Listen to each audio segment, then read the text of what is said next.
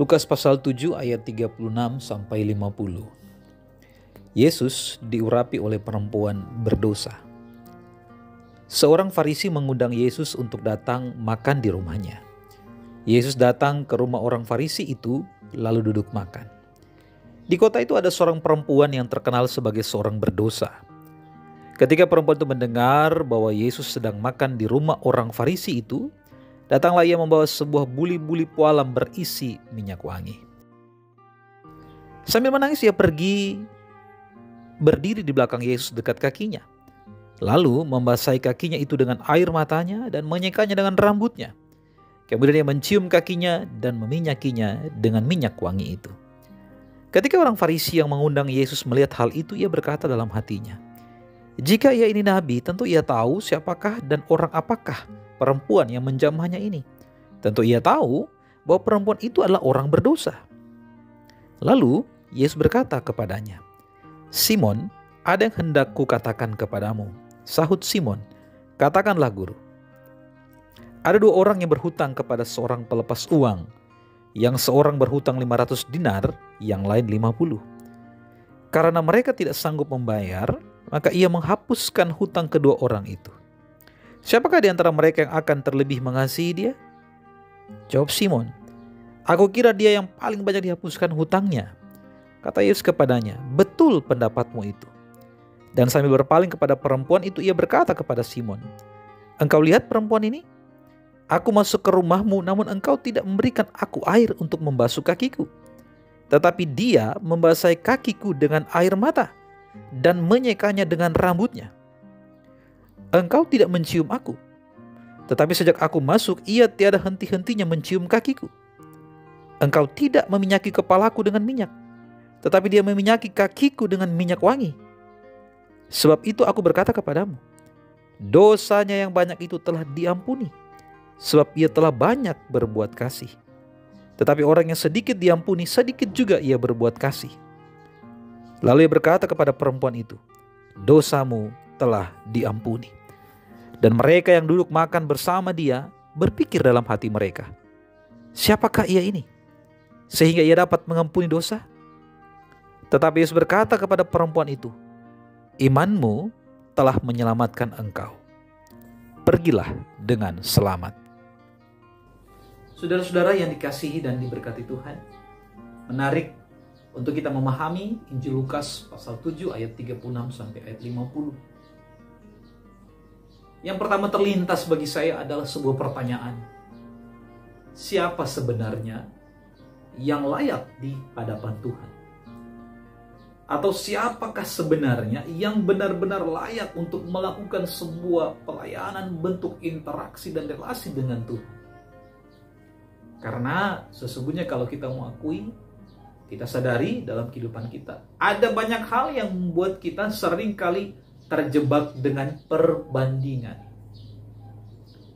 Baik itu perbandingan siapa yang baik dan tidak baik, siapa yang lebih bagus dan tidak bagus, siapa yang lebih ini dan lebih itu dan lain sebagainya. Sehingga mungkin dalam diskusi, dalam konteks teologi pelayanan kita, yang muncul sebuah pertanyaan, siapa yang lebih layak di hadapan Tuhan?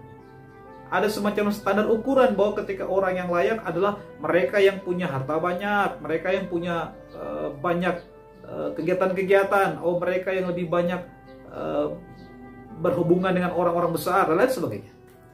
Sehingga segala sesuatu bicara tentang layak dengan tidak layak diukur dengan standar dunia.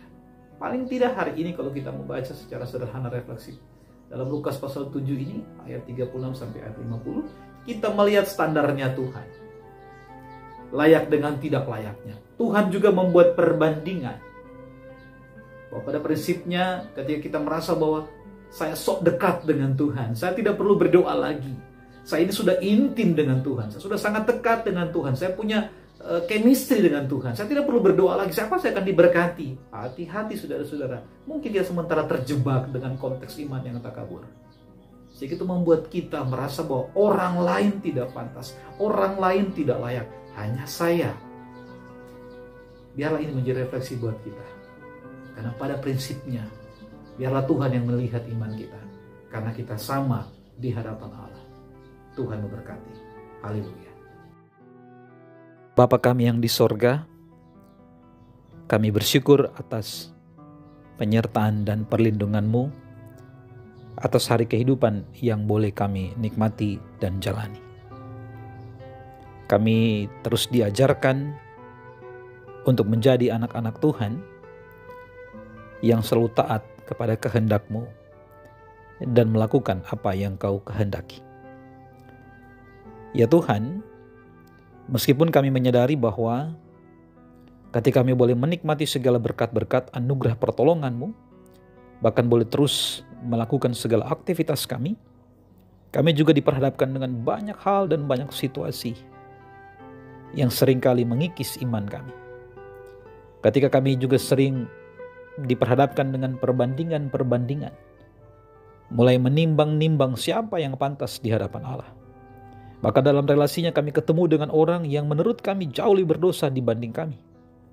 Tuhan, kami mohon ampun, karena kami sadar di saat yang sama kami cenderung menjerumuskan diri kami dengan pengakuan-pengakuan bahwa kami lebih layak di hadapan Allah.